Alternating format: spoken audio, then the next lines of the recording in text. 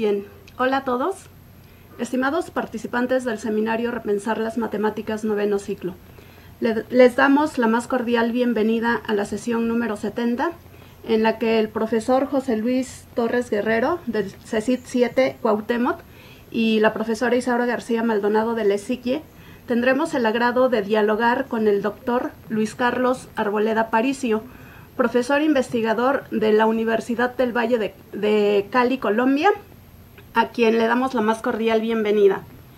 El tema que vamos a desarrollar en esta sesión gira en torno a un artículo de referencia que el doctor Arboleda Aparicio hizo favor de darnos y que está soportado en la página web del seminario.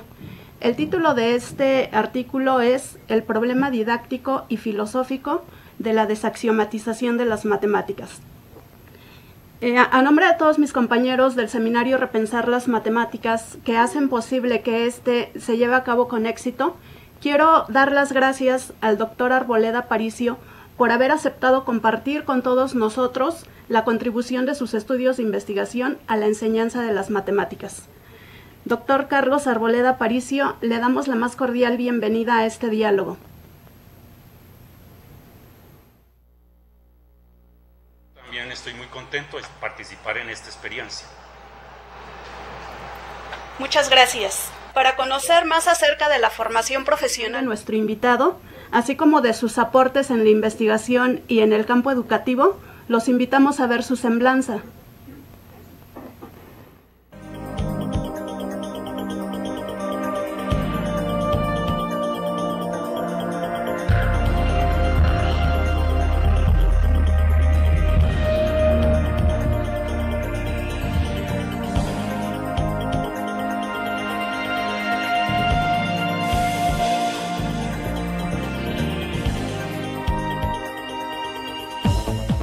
El matemático francés Maurice Fréchet fue uno de los investigadores de su generación que más se interesó en la reflexión sobre la enseñanza, la filosofía y la historia de las matemáticas como parte de su interés en la problemática de las matemáticas y lo concreto.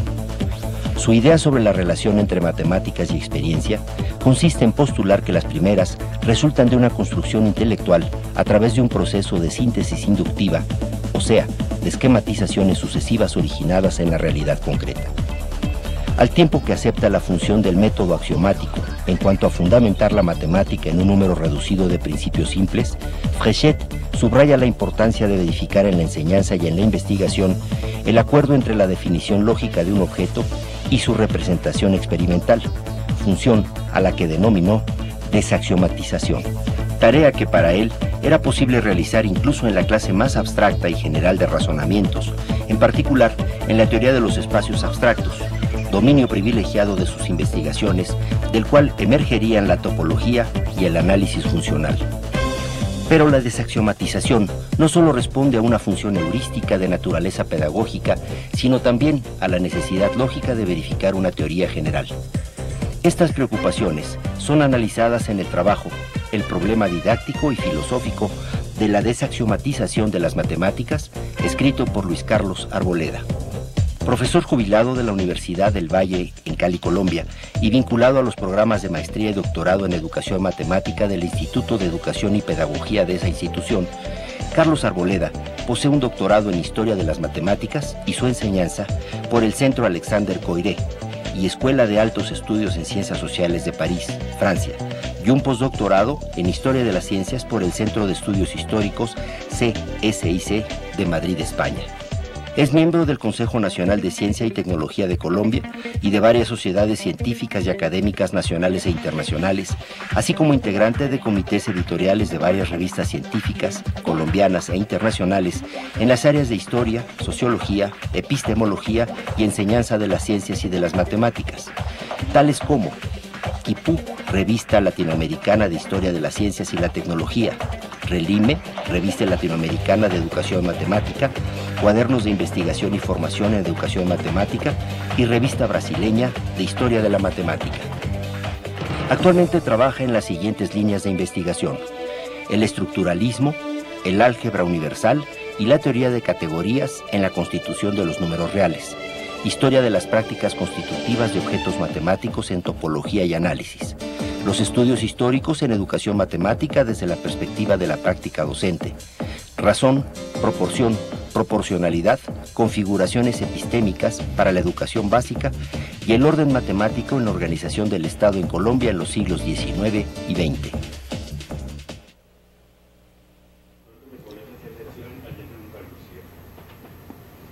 Pues es un gusto que estés con nosotros, Luis, que hablemos de matemáticas, que hablemos de filosofía, que hablemos de didáctica de las matemáticas. Quienes nos siguen, pues les agradecemos que lo hagan a través de los medios ya conocidos, videoconferencia, gracias Medellín, por internet. Y ya conocemos la dinámica de la sesión. Vamos a estar dialogando con Luis, Isaura y quien les habla durante la primera parte de esta sesión. Después de ello, a las sedes que estén conectadas, les vamos a pedir que planteen sus comentarios, sus inquietudes, y enseguida también lo que se ha plasmado en el foro y aquellas intervenciones que nos hagan llegar a lo largo de la transmisión de la sesión. Y bueno, pues sin más, comencemos ya esto, digamos, entrar en materia. Luis, la lectura de tu artículo me recordó lo que sucedió con la obra de Arquímedes. Por el siglo XVI se empezaron a conocer sus trabajos, entre otros sobre geometría y con sus demostraciones.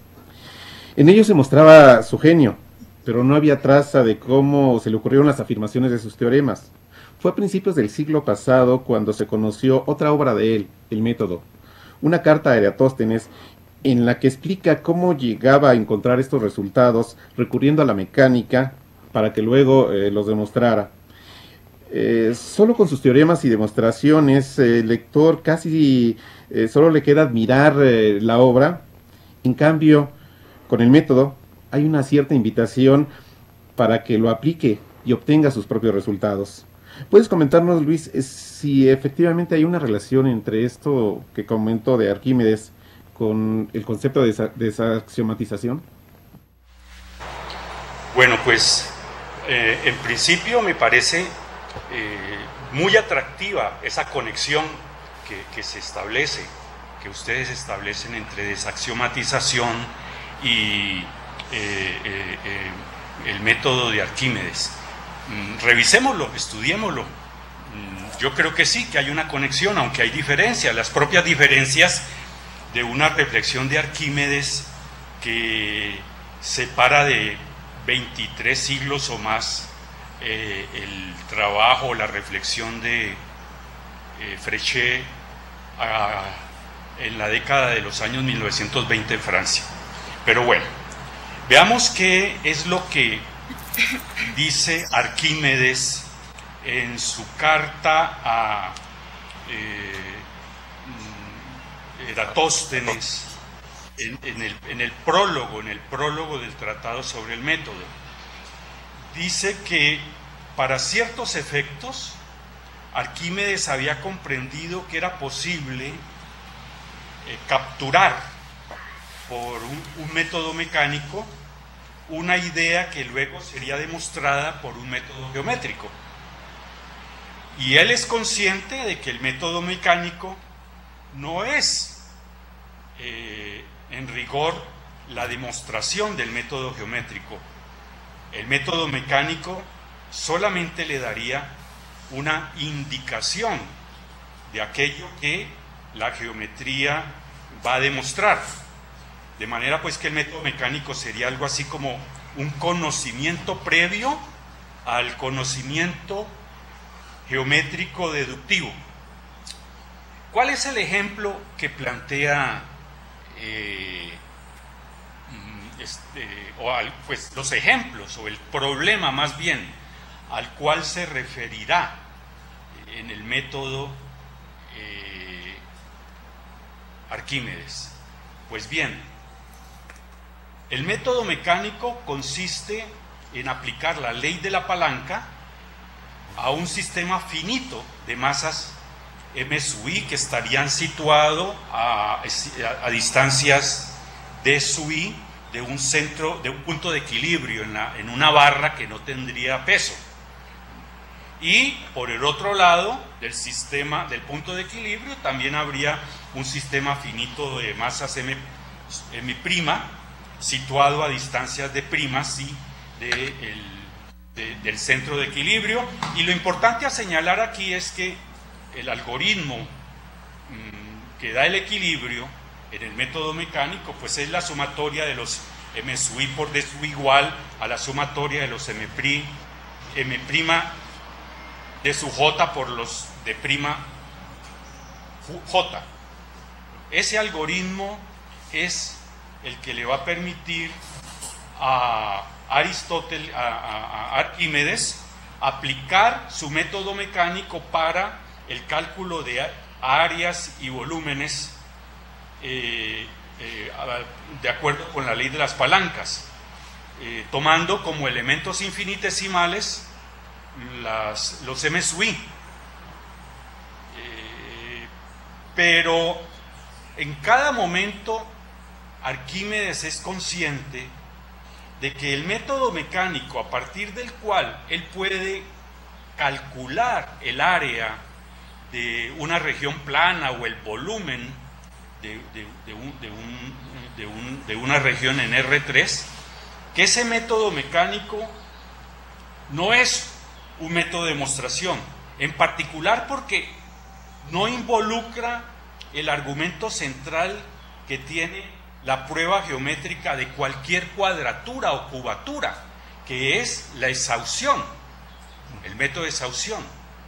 Al contrario, al ser el método mecánico fundamentado en la ley de las palancas, pues se trata de sistemas finitos, ¿no? Entonces hay una reducción de lo finito de lo infinito de la geometría a lo finito de la física, digámoslo así.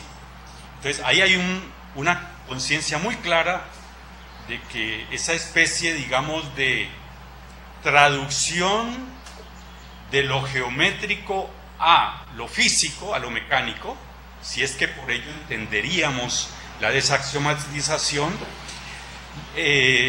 conlleva pasar de un mundo geométrico demostrativo a un mundo empírico físico en el cual se va a trabajar con cuerpos rígidos, ¿no? Se va a trabajar no con la realidad directamente, sino con una modelación de la realidad a través de cuerpos rígidos. Ahora, la otra dificultad, que yo no sé si Arquímedes es o no consciente, es que él no deduce lógicamente el área de la región de la expresión de la ley de las palancas, ¿sí? La igualdad, la identidad de las sumatorias de las masas por las distancias al lado y lado del punto de equilibrio. Él no deduce eso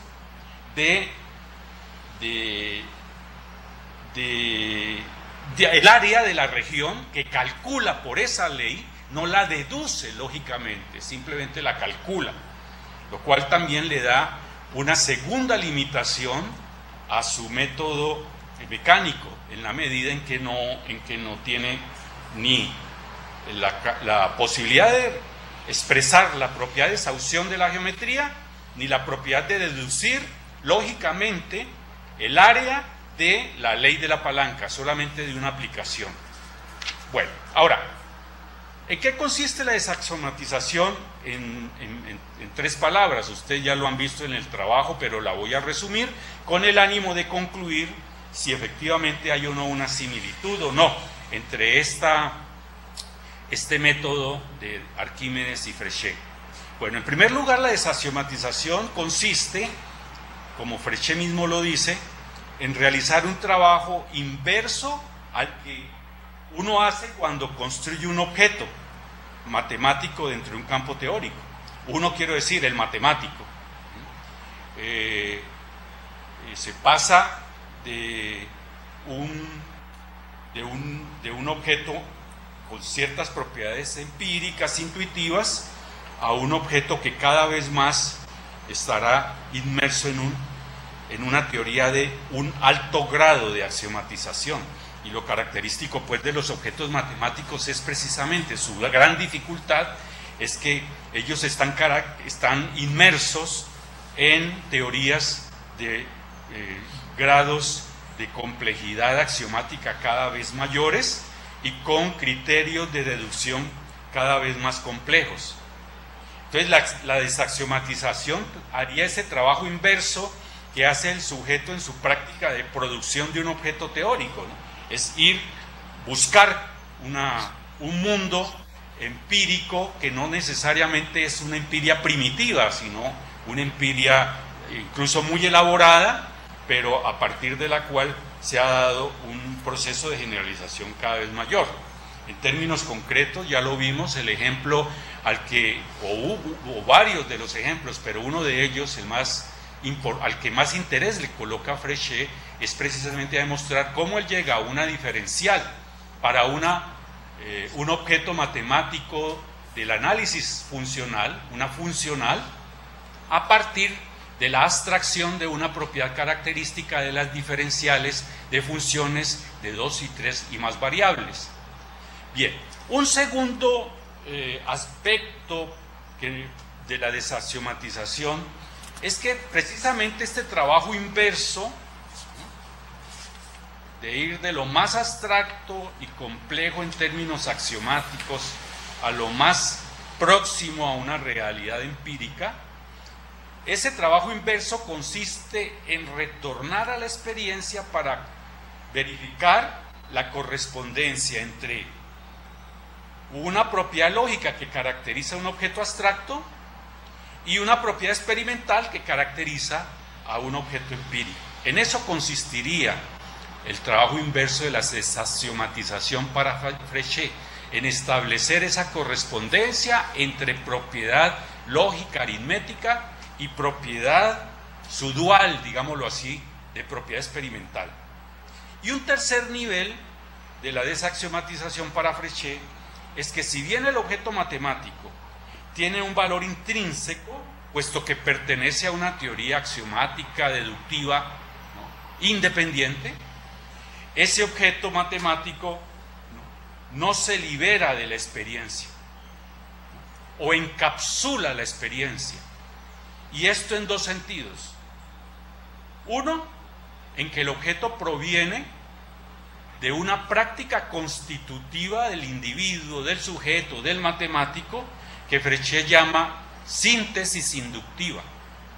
Otros llamarán generalización. Y el segundo sentido en que el objeto matemático encapsula la experiencia es que justamente la desaxiomatización es una verificación, un retorno a la experiencia a través de aplicaciones experimentales y teóricas. Al final de su trabajo, y del mío también, hay un cuarto aspecto de la desaxiomatización, que Fréchet se vio obligado a postular la existencia de un cierto isomorfismo que haría corresponder los procesos de constitución del objeto, es decir, la síntesis inductiva con los procesos de verificación experimental. Habría un isomorfismo que garantizaría esa correspondencia en las prácticas del sujeto. Y él piensa ese isomorfismo como un cierto vocabulario que permite traducir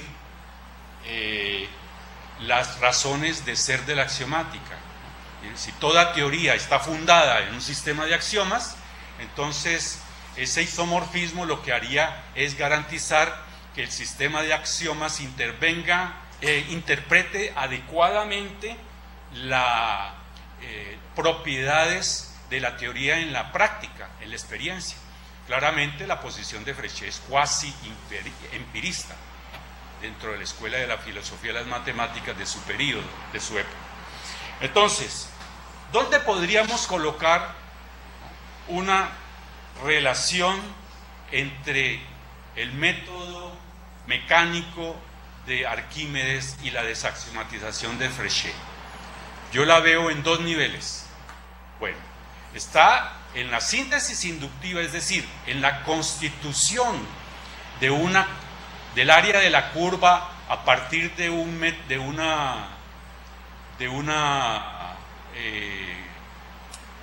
cuadratura, del método de las cuadraturas.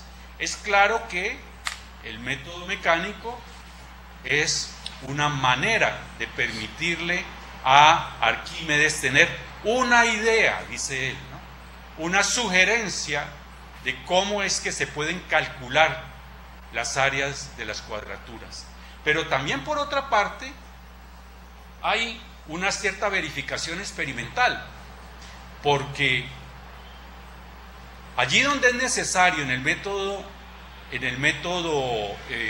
mecánico de Aristóteles, de Arquímedes, perdón, hacer demostraciones, él lo que hace son cálculos, es decir, él hace verificaciones, él como que estaría aplicando, ¿no?, un método de equilibrio de masas puntuales a un método de centros de equilibrio de áreas, el centroide de una área o el centroide de un volumen, y eso lo hace de manera empírica por procedimientos de equilibrio. Entonces sí hay una especie de verificación ahí. El área ya no se considera como una integral, como una sumatoria de elementos diferenciales, de fajas, ¿no?, infinitesimales, sino mira sus propiedades de la cuadratura en términos del área reducida a su centroide, el punto en donde se cortarían las tres medianas de un triángulo, por ejemplo. En fin, este es como en alguna medida mi respuesta pues a este tema. Sin embargo, soy consciente de que esto puede dar lugar a unas reflexiones posteriores, no sé. José Luis. Sí, claro. ¿Qué opinas? Pues bueno, me parece que nos permite justo ir distinguiendo, ir tratando este concepto. Indudablemente Arquímedes no tenía pensado esto que estamos mencionando, pero sí me parecía que había alguna relación y que podíamos comentarla de inicio. Bien, pues continuando con las preguntas y con el fin de profundizar aún más sobre la definición de la desaxiomatización, hago referencia a la definición que se nos plantea en el artículo, en el que se dice que la desaxiomatización es un acuerdo entre la definición lógica de un objeto y su representación experimental. Podríamos decir que la definición lógica de un objeto se basa en los postulados y teorías que sustentan la existencia matemática de ese objeto y que su representación experimental consiste en apoyar esos postulados con la representación de la realidad. ¿Qué nos puede comentar, doctor? Vale. Bueno, yo creo que la última parte de la respuesta anterior le abre una puerta a la respuesta de la segunda pregunta que tú me formulas, Isaura. Bien, está claro que para Fréchet la existencia de un objeto matemático es en un campo teórico. La diferencial abstracta existe en el análisis funcional, no existe en otro lado.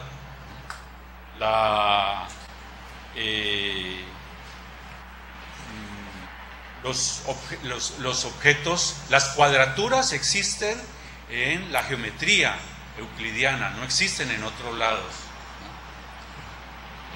En fin, pero la representación experimental del objeto, ¿qué? Pues la pregunta sería que esa representación, como el mismo Fréchet se lo plantea, queda clara cuando uno da cuenta de las razones de las razones de ser del sistema de axiomas de una teoría, puesto que ese sistema de axiomas de una teoría en alguna medida pertenecen a una realidad primera y no al campo en donde existen los objetos matemáticos. Pertenecen a una realidad primera, interpretan una realidad primera, y le correspondería al matemático explicar cómo se da ese proceso complejo en que los axiomas interpretan una realidad empírica previa. Bien, es típico que un matemático cualquiera piense de la siguiente manera de su práctica matemática, que ella consiste en una primera etapa en la que se realiza una observación de un fenómeno, de una realidad primera. Luego, en una segunda etapa, hay una matematización de esa realidad, se hacen intervenir ciertas categorías de una teoría, ciertas propiedades de un objeto, ¿no?, que el matemático conoce perfectamente. Luego hay una delimitación de un problema que está planteado en términos de un lenguaje matemático, y en esta tercera dimensión problemática pues hay que aportarle una solución matemática a ese problema. Y en un cuarto nivel hay el momento de la verificación experimental. Es típico cuando se trata, por ejemplo, de modelar a través de una ecuación diferencial un problema de una realidad fenomenológica, de variación de una población, o un problema de calor. Fourier hizo eso cuando se trataba de caracterizar la temperatura, la distribución de temperatura en una placa sometida al calor. Y bueno, hay una etapa final en que, una vez verificada experimentalmente la solución matemática del problema, pues la teoría empieza a volar de manera independiente en la caracterización de ese problema. Para no irnos muy lejos, pues uno piensa en particular en el momento de creación por parte de Descartes del objeto curva algebraica. En ese momento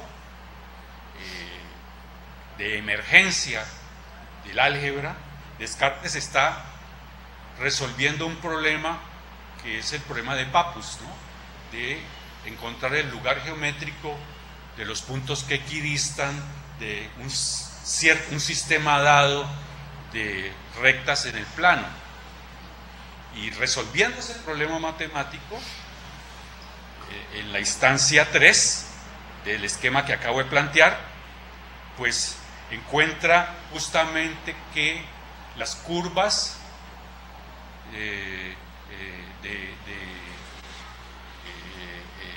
las cónicas ya no se definirían como las trazas de los cortes con un cono, sino que ahora se definirían como elementos constitutivos de una ecuación general de segundo grado en dos incógnitas. El momento de la verificación experimental es precisamente cuando Descartes demuestra, comprueba, que cada una de las cónicas de Apolonio se pueden deducir lógicamente de la ecuación general de segundo grado. Y el sexto nivel en esta caracterización de la práctica matemática es cuando Descartes, no contento con encontrar por primera vez este objeto matemático, curva algebraica, caracterizado por una expresión analítica, se da a la tarea de estudiar propiedades de ese nuevo objeto matemático, curva algebraica, y con ello crea una teoría algebraica de las curvas. Tangente de una curva en un punto, estudiar las curvas por sus grados exponenciales, estudiar el teorema fundamental del álgebra, etcétera, etcétera. Bueno, entonces, en esa perspectiva vemos una manera en que en la práctica matemática el matemático trabaja con el problema de la realidad, ¿no? Parte de fenómenos de la realidad, le aplica ese esquema de 6 niveles y logra poco a poco ir generando teorías matemáticas de un nivel mayor de complejidad y con un grado de autonomía frente a la realidad cada vez mayor. ¿Y qué del sistema axiomático? Pues bien, el sistema axiomático, como Hilbert y Bernays lo están diciendo a través de varias publicaciones por la misma época en la que Fréchet está escribiendo su artículo de desaxiomatización, existe todo un momento cultural propicio para reflexionar sobre el tema de las axiomáticas en esos años de 1920. Hilbert y Bernays dicen claramente que hay que distinguir entre las matemáticas de contenido y la matemática formal. Esa distinción es precisamente la que se establece entre esos niveles 1, 2 y 3 de la observación del matemático a la que me refería antes, y ese último nivel, esos 5 y 6, en los cuales la solución matemática de un problema, una vez ha sido verificada, ¿no?, en una realidad primera, es necesario que dé lugar a un proceso en el cual la teoría del objeto se va constituyendo a través de estudiar propiedades del objeto, que surge en la solución de un problema. Ese es el momento de la matemática formal. Pero hay una relación muy estrecha entre la matemática de contenido de los 5 momentos previos o 4 momentos previos y esa matemática formal. Bueno, eso por ahora, porque podría ser que después continuáramos hablando del asunto. No me lo has preguntado, Isaura, pero también sería interesante conectar el tema de la desaxiomatización con esta representación experimental del objeto, o la verificación de la solución matemática de un problema en un modelo matemático de ese problema. ¿Cuál es qué lugar ocupa allí la desaxiomatización? Bueno, pues es el lugar precisamente en el cual la matemática formal tiene que ir a verificar que la axiomática teórica está sustentada en una instancia de contenido. Nosotros sabemos que en la axiomática los objetos matemáticos pierden todo contenido cuando uno habla en un cuerpo de los reales, ordenado completo, arquimediano, de determinadas propiedades de los reales. Uno está hablando para los reales de naturaleza abstracta cualquiera. Ahí no hay matemática y contenido. En esa teoría formal no hay matemática de contenido. Pero cuando nosotros estamos trabajando sobre las propiedades del sistema axiomático de los reales, nosotros tenemos que interpretar esos axiomas en un mundo de contenidos. Por ejemplo, no es posible demostrar, y esto se podría mirar con detenimiento, la propiedad de completitud de los reales sin apelar en la prueba de la completitud de los reales a un significado de los reales, sea como cortaduras o sea como sucesiones de Cauchy racionales.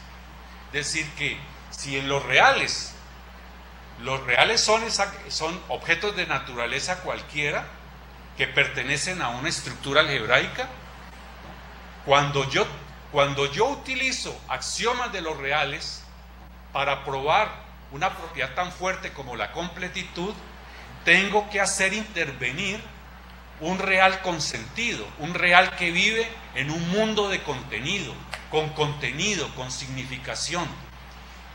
En la prueba del teorema de la completitud, insisto, intervienen los reales como cortaduras o como sucesiones.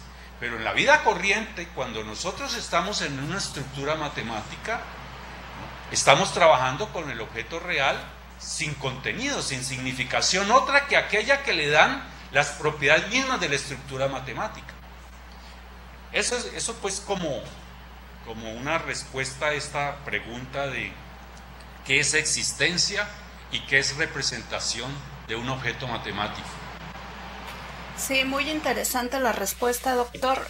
Sobre todo para los que no somos matemáticos, es importante saber cómo los formalismos teóricos de las matemáticas pues se pueden relacionar realmente con la realidad, ¿no? Y pues Luis, continuamos.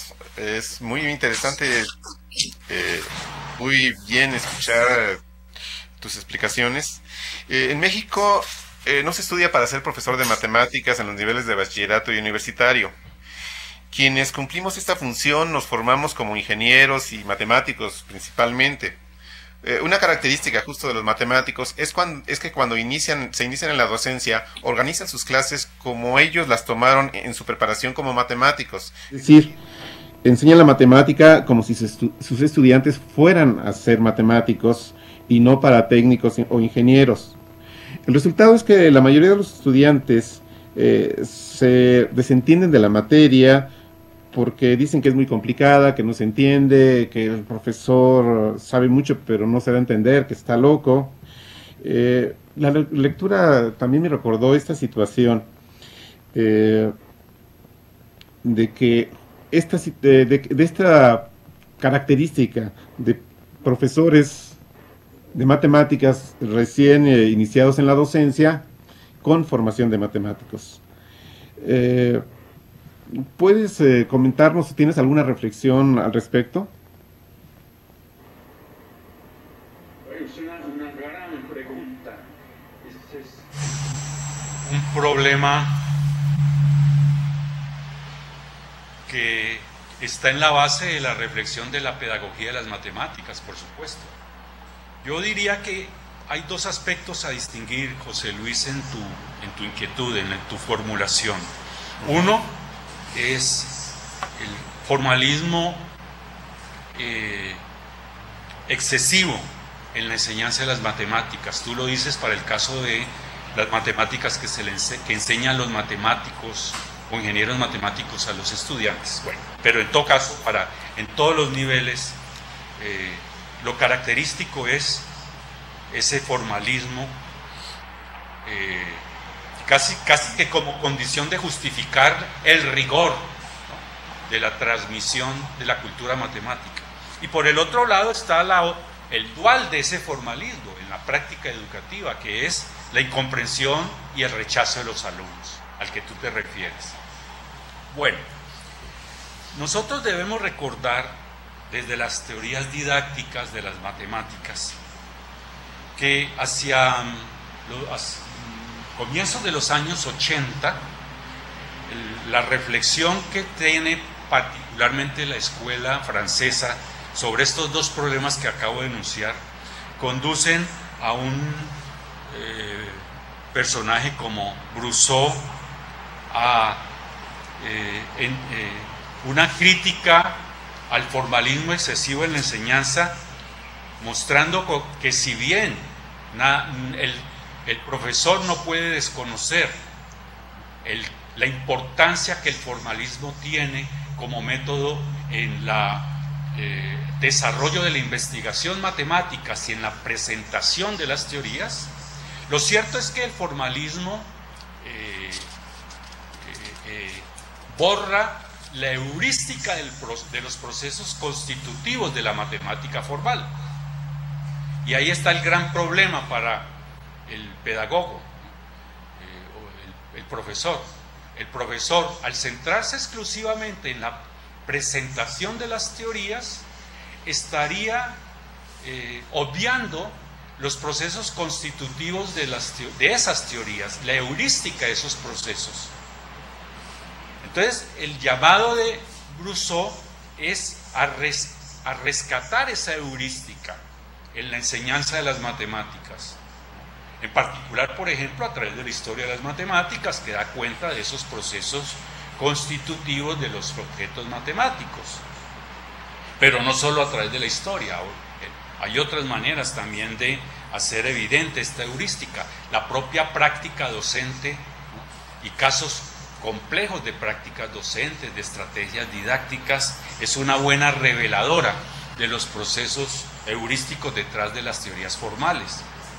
Y Brousseau, que no sé hasta qué punto haya o no leído a Fréchet con su desaxiomatización, propone la teoría didáctica que hoy nos es tan conocida y a veces incluso criticada, no por sus propósitos iniciales, sino por la complejidad que la transposición ha obtenido cada vez más en investigaciones didácticas, la transposición didáctica. En la transposición didáctica hay una cierta figura en que se representa, ¿no?, la idea de la desaxiomatización que Fréchet había propuesto 60 años antes de Brousseau, en los años 1920. Con los mismos propósitos, porque también el propósito de Fréchet con su desaxiomatización es rescatar la heurística en la verificación experimental de las teorías que han alcanzado el mayor nivel de axiomatización, decía él. Hay un propósito pedagógico, ¿no? Hay un propósito de darle a los estudiantes la posibilidad de que entiendan la heurística de los procesos de constitución de esos objetos matemáticos complejos. Recuerden que cuando hablaba de la diferencial abstracta, como lo estudio en mi artículo, él decía, miren ustedes, la diferencial abstracta para una funcional en un espacio de naturaleza cualquiera captura la propiedad más sencilla que tiene la diferencial en la función de dos variables, que es la linealidad. La linealidad de la expresión A delta de X más B delta de Y. Y luego decía, la verificación experimental de la función de la diferencial abstracta se evidencia cuando yo demuestro lo siguiente: la condición necesaria y suficiente para que una función de dos variables tenga en un punto una diferencial es que tenga un plano tangente en ese punto, es decir, es la interpretación en un mundo geométrico de un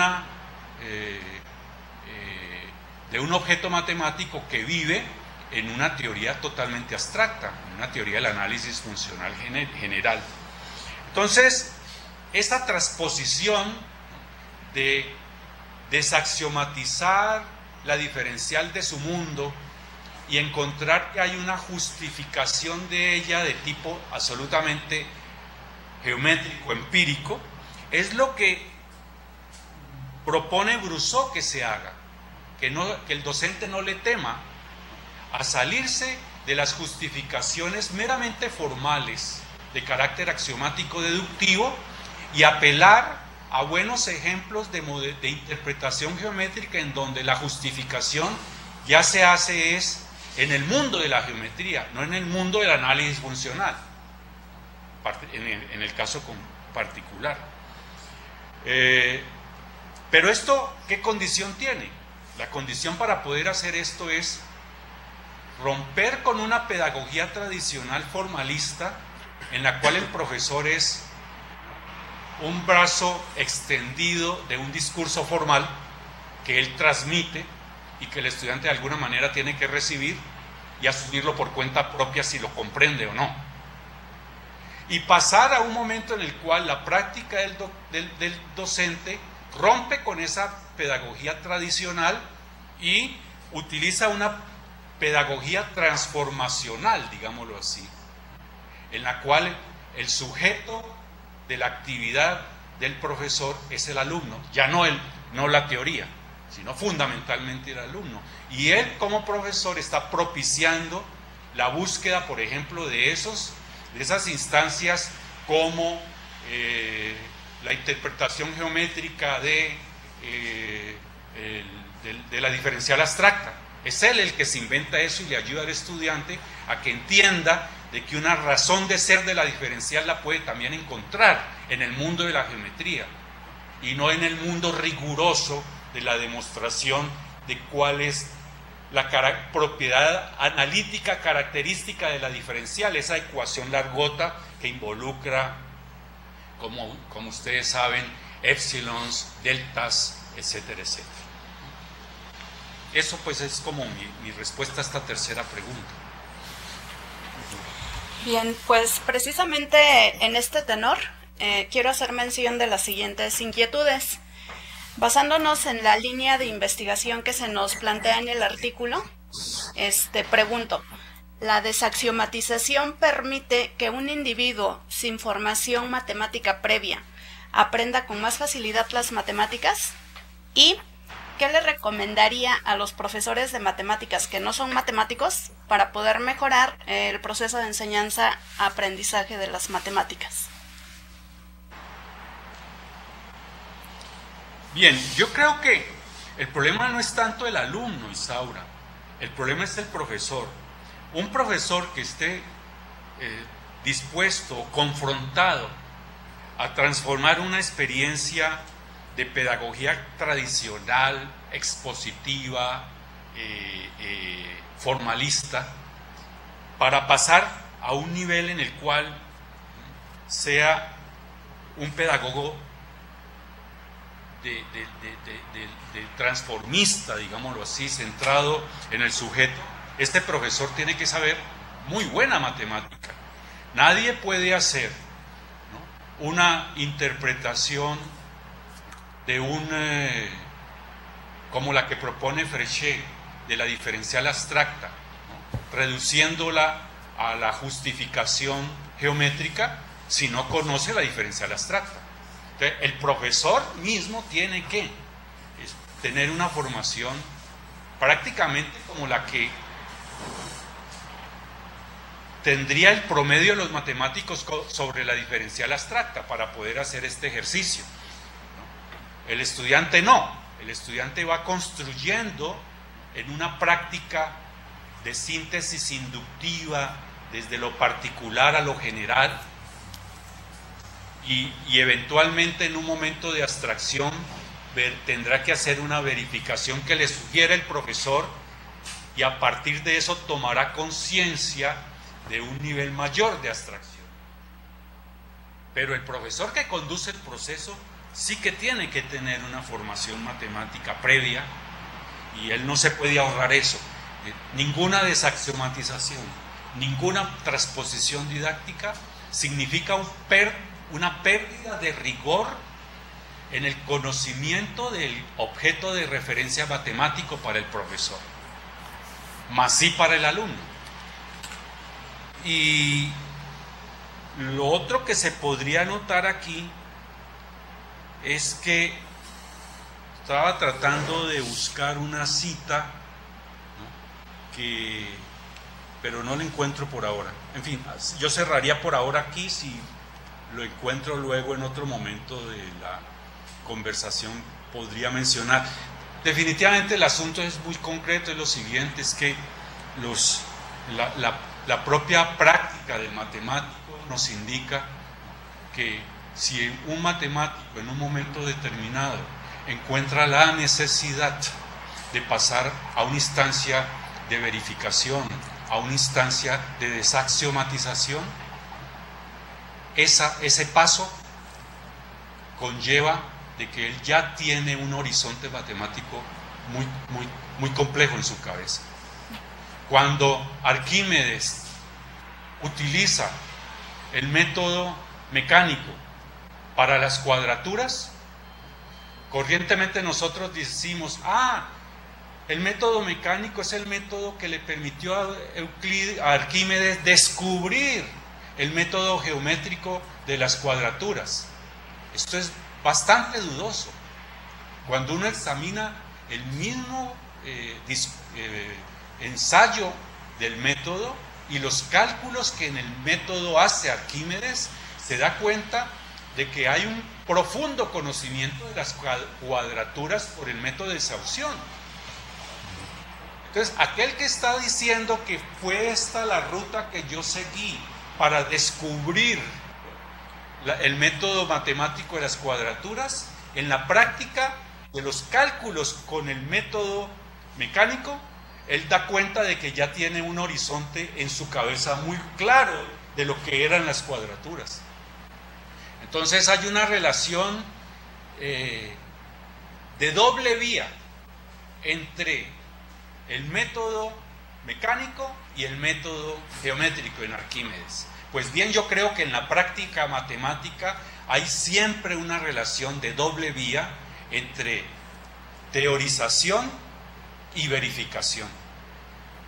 Solamente ex post, cuando ya uno ha resuelto un problema matemático, cuando ya uno ha verificado ese problema, cuando ya uno ha considerado la solución del problema en el marco de una teoría más amplia, se da uno cuenta de que hay un paso previo de descubrimiento. Pero en la práctica de la actividad matemática, la modelación, todos lo sabemos, es un proceso no tan solo de abstracción de propiedades de una realidad empírica, sino de teorización muy profunda.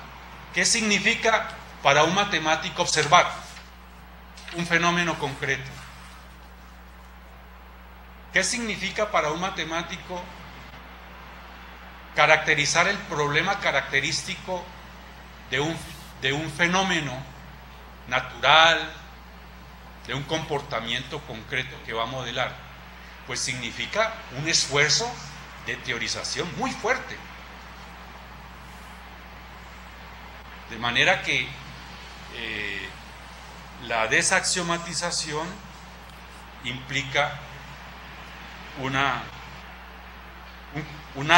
alta dosis de conocimiento matemático previo, relativo al problema concreto en el cual se está trabajando, el campo específico de la teoría que se hace corresponder con ese problema concreto.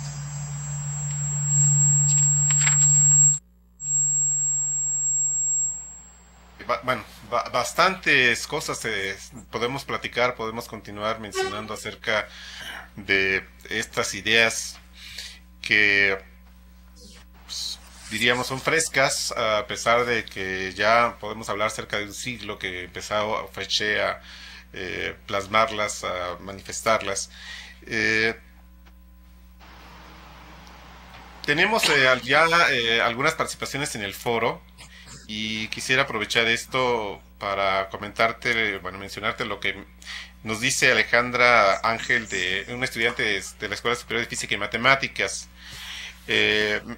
Recuerda en tu escrito que mencionas que la enseñanza tiene la tarea de hacer evidente la heurística de las construcciones axiomáticas.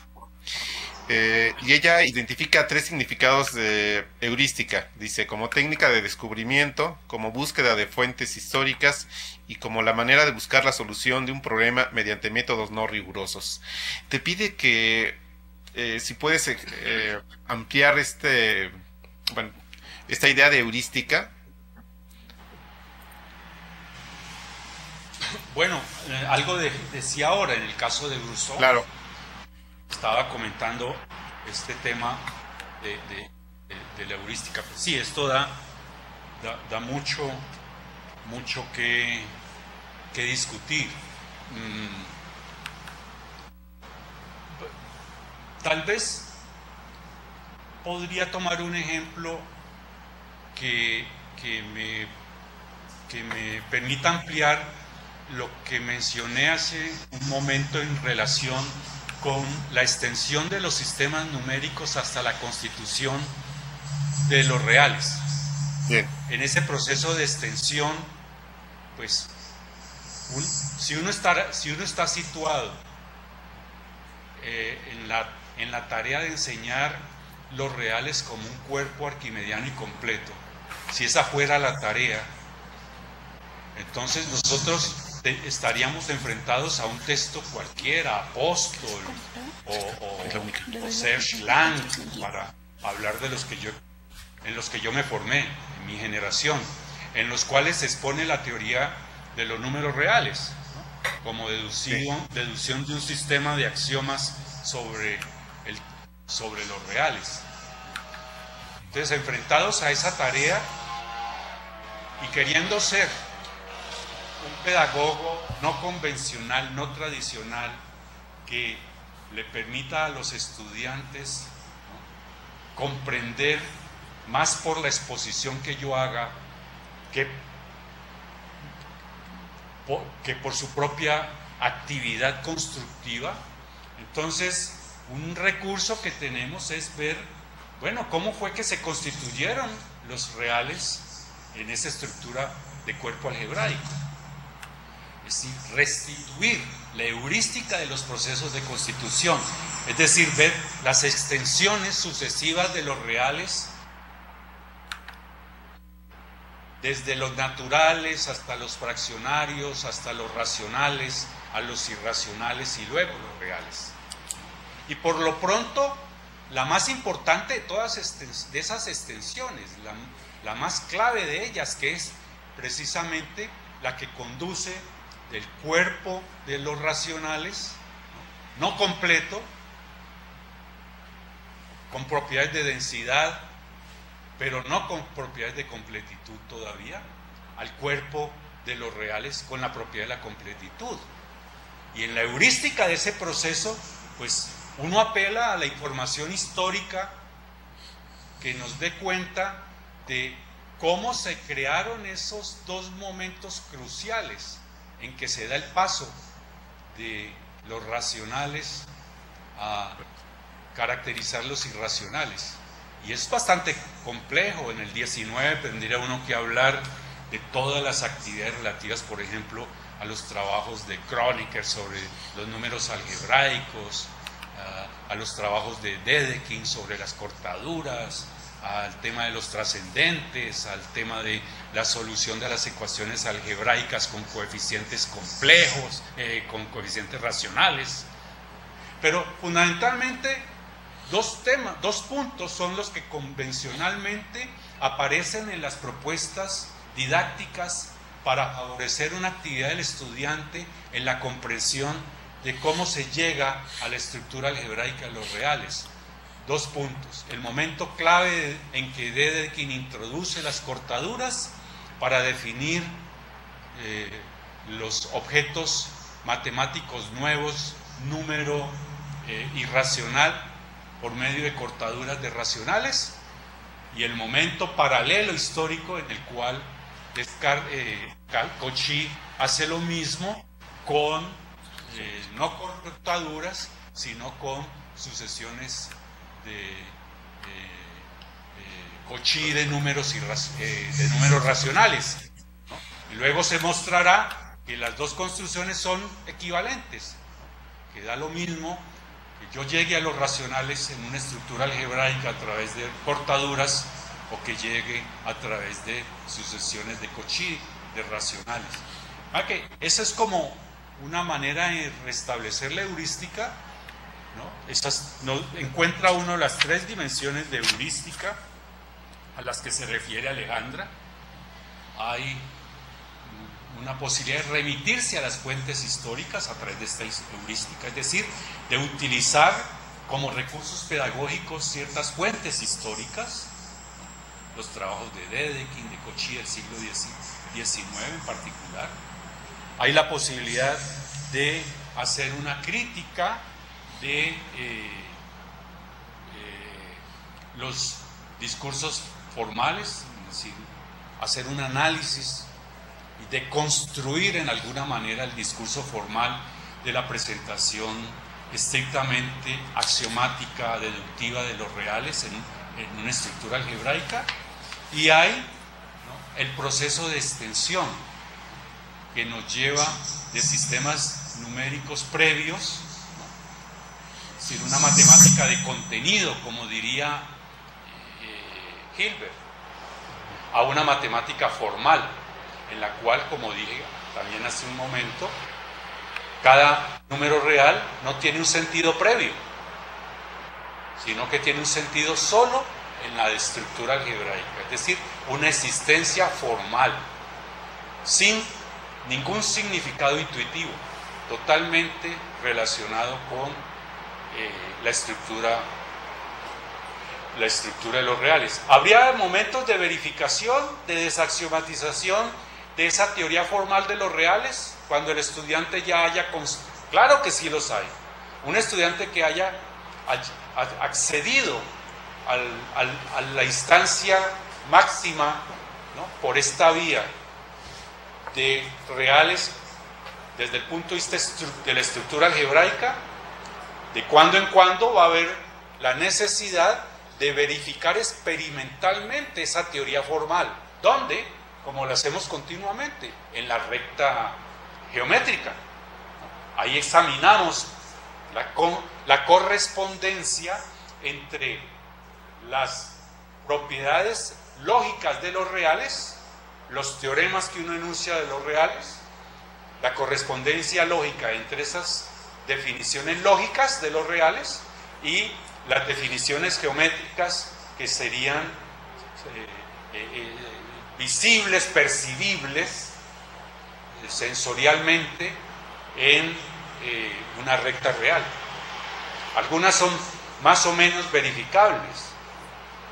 La propiedad arquimediana de los reales uno la entiende perfectamente cuando ya ha hecho el esfuerzo lento, laborioso, centrado en el estudiante, de entender cuál es la propiedad arquimediana de los reales en una estructura algebraica. Se entiende. Ya darse los medios para verificar experimentalmente, entre comillas, esa propiedad en una recta real, pues es difícil, aunque existen los recursos que nos dan el método de extracción de Arquímedes, ¿no? Sin embargo no es lo mismo. Pero son problemas abiertos a la imaginación didáctica, construir recursos que permitan verificar experimentalmente definiciones que tienen su explicación en un dominio estrictamente lógico-formal. Bien, No sé si le responda de esta manera a Alejandra, pero al menos es como se me ocurre en este momento decir cómo entendería yo lo heurístico.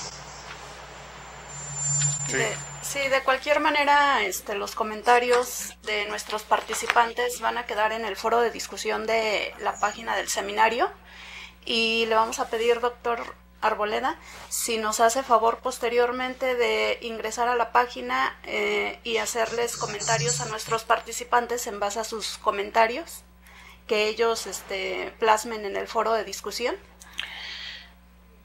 Bueno. Bien, Sí, gracias. Se nos informa que la Universidad de Antioquia, Colombia, está conectada por videoconferencia. Les vamos a dar la palabra para ver si algún participante de ellos quiere hacer alguna formulación de pregunta.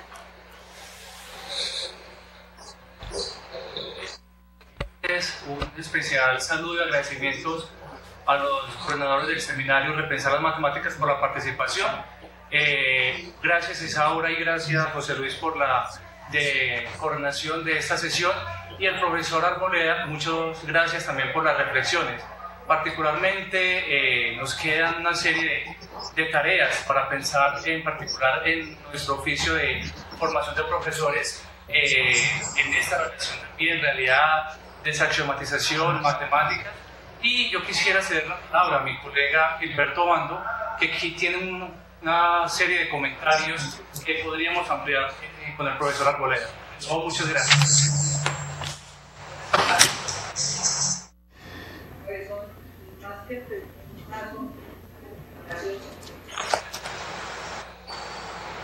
Adelante, adelante.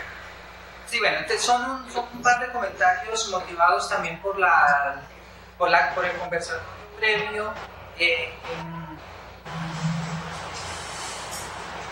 Esta idea de desaxiomatización de las matemáticas que nos plantea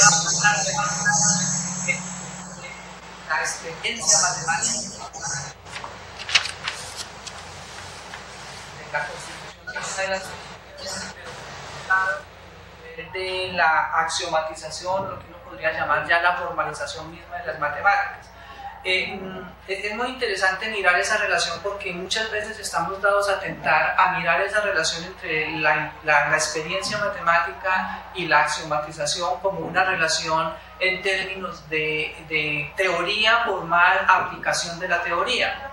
Pero una mirada detallada de esta propuesta que nos trae el profesor Luis Carlos desde los planteamientos de Brechet y las discusiones previas, nos muestran que es algo mucho más, que va mucho más allá y que es mucho más profundo de esa relación teoría formal, aplicación de la teoría, ubicándose más en la relación, como en una especie de relación casi que podríamos decir, no sé si la palabra sea apropiada, una relación dialéctica entre la experiencia matemática y las teorías formales, donde casi que lo uno va constituyendo lo otro, es decir, en la medida que se hacen estas formulaciones empíricas de las matemáticas, en la medida que se recurre a la experiencia matemática y que se recurre a estos procesos de experimentación y de verificación de las teorías, también ese mismo proceso de verificación, ese mismo proceso de constitución de experiencia matemática va determinando los procesos mismos de axiomatización.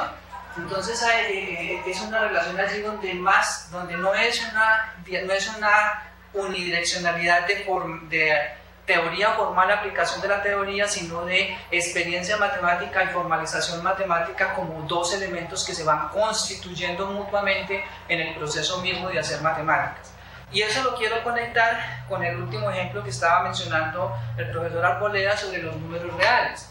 Que un tema fundamental allí, por ejemplo, en ese proceso de constitución axiomática de los reales, a partir bien sea de los trabajos de Dedekind o bien sea a partir de los trabajos de Cantor, pues en primera instancia uno tendría que yo quisiera plantearme aquí, agregar algo adicional a lo que ya el profesor dijo en términos de, bueno, ¿cuál es el problema?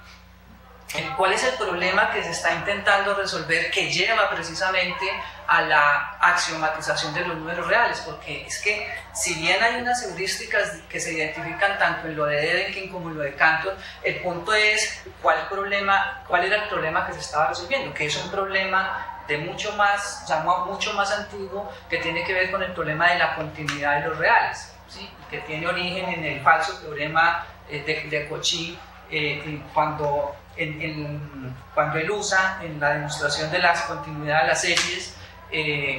las sucesiones el tema de la continuidad misma de R. Se plantea el problema de entonces es R, cuál es el nivel, o sea, cuál es la continuidad de R. Entonces hay unas heurísticas que se desencadenan, hay una relación experiencia-formalización, pero esas heurísticas están precedidas por un problema que se intenta resolver. Y entonces eso nos plantea el tema central aquí de cómo esos procesos de experimentación y de formalización están estrechamente unidos a esas maneras como pensamos y cómo se nos plantean los problemas que tenemos que resolver y cómo eso desencadena entonces esa relación entre axiomática y experiencia matemática.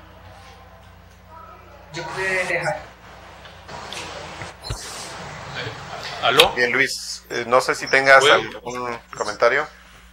Sí, bueno, primero agradecerle a los compañeros de Medellín su asistencia a la charla. De hecho, pues es por la invitación que me dio Johnny que yo estoy en esta experiencia. Quiero complementar un asunto que me abre los ojos Gilberto con su intervención. Sí, yo estoy de acuerdo con él. Provisionalmente digamos que hay esa dialéctica entre experiencia y teoría formal, ¿no? Y que no hay una relación de una sola vía. Bien, pero tal vez lo más interesante es esto, en relación con la heurística. Las heurísticas las estaríamos refiriendo a esos procesos de constitución de un objeto matemático que se vuelve objeto de referencia en la enseñanza y en el aprendizaje. Pero la heurística en el aula de clase, desde el punto de vista de Rousseau y la teoría didáctica, no es tanto la constitución de un discurso formal, axiomático formal.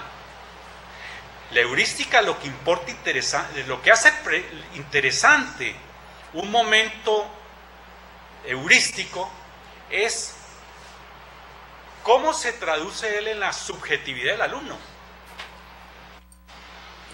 Cómo el alumno entiende en el aula, en las condiciones de una situación didáctica específica, la problemática de la extensión de un sistema numérico. Eso es lo importante. Es decir, es situar la heurística de un proceso teórico de constitución de un objeto matemático en un discurso formal, situarlo en el aula nos lanza a la problemática de la subjetividad propia del alumno. Por ejemplo, en una práctica relativa a la caracterización de números reales por sucesiones de Cauchy de racionales, el sujeto está a través de una estrategia de su profesor enfrentado a la necesidad de producir el patrón de una sucesión de números a partir de un número finito previo de elementos de esa sucesión. El sujeto tiene que transformar intuiciones en habilidades a través de dispositivos didácticos que le permitan crear el patrón, descubrir el patrón, crearlo por él mismo, el patrón de convergencia de la sucesión. Ese momento clave y crucial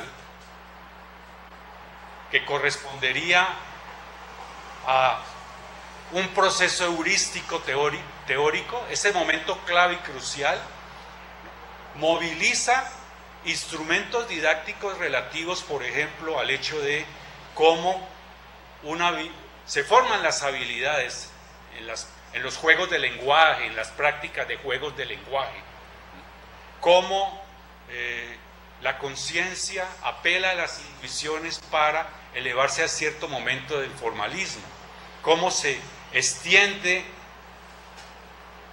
las sucesiones, la comprensión de lo finito a la comprensión de lo infinito, y ese es un asunto delicadísimo y que además da lugar a una serie de malos entendidos, ¿no? Que los mismos matemáticos de la época de Hilbert criticaban. Hilbert y Bernays Einstein en su trabajo sobre geometría de experiencia, que yo menciono también en el artículo de la desaxiomatización, porque es clave como referente para el propio Fréchet.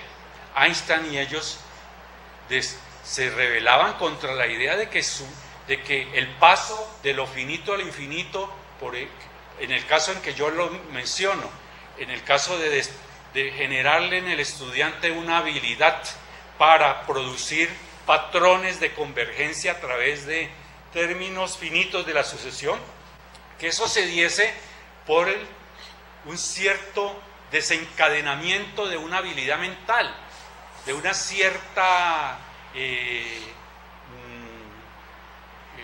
capacidad a priori que tuviese el sujeto de poder, ¿no?, tomar conciencia instantánea de lo infinito. Es decir, que no había una tal intuición a priori intelectual kantiana de lo infinito, ¿no?, que estuviera detrás de la habilidad que el individuo puede desencadenar en una práctica o en un conjunto de prácticas didácticas de cálculo de patrones de series, de las sucesiones, sino que esa intuición era una intuición constructiva, no como propia mental, sino como una construcción dentro de la propia práctica del individuo, conducida y orientada por el profesor, en una interacción constructiva. Entonces, este tipo de problemas son aquellos a los cuales justamente se enfrenta la enseñanza de las matemáticas. La teoría de lo didáctico se enfrenta justo a esto, y ahí tiene que apelar a teorías de la cognición, tiene que apelar a teorías de la manera como los sujetos se hacen representaciones semióticas de los objetos cuasi empíricos que se van posteriormente a transformar en objetos teóricos formales, la teoría de la interacción del profesor con dispositivos y recursos pedagógicos, con la práctica subjetiva del estudiante. Todas esas teorías dialécticas están allí, ¿no?, detrás de lo que podría ser la heurística de los procesos constitutivos de un objeto matemático. Entonces el asunto es bastante más complejo, como Gilberto lo dice. Hay necesidad de estar viendo una recurrencia entre la experiencia del sujeto que conoce y los procesos de los discursos formales matemáticos. Eso es lo que quería apuntar sobre esta apreciación de los colegas de Medellín. Hay una persona acá, una colega sí, de Cali, que querría hacer una pregunta o un comentario. ¿Es posible? Sí, adelante. Sí, nada más, mira, ya estamos sobre el tiempo, así que pediría cierta brevedad, ¿sí? Nos quedan unos 5 minutos para concluir la sesión. Adelante. Sí, hola, ¿me escuchan? La pregunta es si uno podría hacer una comparación entre el método, digamos, de axiomatización versus desaxiomatización, compararlo con el método de inducción y coinducción en matemáticas, y en términos más, bueno, podría también con recursión y correcursión, álgebras, coálgebras, pero en general con el método de análisis y síntesis. Y si eso fuese posible, ¿dónde quedaría esa propiedad de la desaxiomatización como un retorno a la experiencia? ¿Qué tipo de heurística sería? Porque me parece que aquí ya estaríamos como, si la comparación es posible, estaríamos más al nivel de la teoría que de una propiedad más de índole experimental, ¿sí? Sería más bien como metódica, metodológica, que un poco de la práctica. Es más o menos esa es la idea. Sí, yo he pensado en ese tema que me plantea Maribel, y claro, sería para continuar profundizándolo, pero tengo algunas ideas. Bien, yo sí creo que hay una relación entre la pareja análisis y síntesis como método, digamos, constructivo de teorías, y la pareja axiomatización y desaxiomatización. Hace un momento les hablaba del proceso cartesiano de producción de el objeto curva algebraica a partir de la solución del problema de Pappus. Bien, los estudiosos del asunto saben que este ejemplo, este caso de Descartes, es un ejemplo paradigmático de uso de análisis y síntesis. El momento del análisis más relevante en el trabajo de Descartes es cuando él produce a partir de la matematización del problema de Pappus, es decir, la reducción del problema de Pappus a un lenguaje de segmentos X y Y, produce el principio de la solución de ese problema. Encontrar el principio de la solución del problema es desplegar el momento del análisis. ¿Cuál es ese principio de la solución del problema de Pappus? La ecuación general de segundo grado en dos incógnitas. Entonces, analizar en esa perspectiva es encontrar el principio que da la razón de ser de la solución de un problema matemático. Ese principio de solución. Luego, a partir de ese principio de solución se da el momento de la síntesis, en el cual, por decirlo así, se verifica que los casos particulares de las ecuaciones de las cónicas de Apolonio hacen parte de ese principio general de la ecuación de 2 grados. Entonces la desaxiomatización correspondería con una verificación del principio general de la teoría en los mundos que ya no son de la teoría, sino que son los mundos de la geometría de Apolonio. Entonces se verifica que la curva algebraica de segundo grado en 2, ¿no?, cumple esa ecuación, cumple cada una de las otras.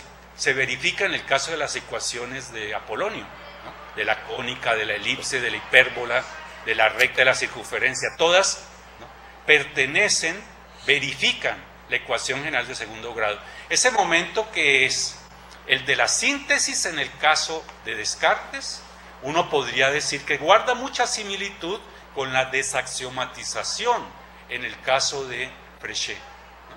Entonces, el ir de la teoría formal, es decir, del principio abstracto constitutivo del objeto matemático, a un mundo de interpretación en donde esa cosa tiene el sentido. La ecuación general de segundo grado, bajo tales condiciones, tiene el sentido de una circunferencia en el mundo de la geometría de Apolonio. Pero la ecuación general de segundo grado no tiene sentido alguno. Tiene una forma abstracta, ¿no? AX2 más B, Y2 más C, X más D, Y más, etcétera, etcétera. Eso es para X y Y genéricos, ¿no?, abstracto. Uno lo dota de sentido, la desaxiomatiza y baja a un mundo concreto empírico, que sería el de matemática de contenido, ya no matemática formal, sino matemática de contenido en la geometría. Así veo la cosa, pero por supuesto habría que examinarlo con detenimiento en estos ejemplos que hemos hecho varios, de tratar de interpretar el método de análisis y síntesis en la resolución, en la práctica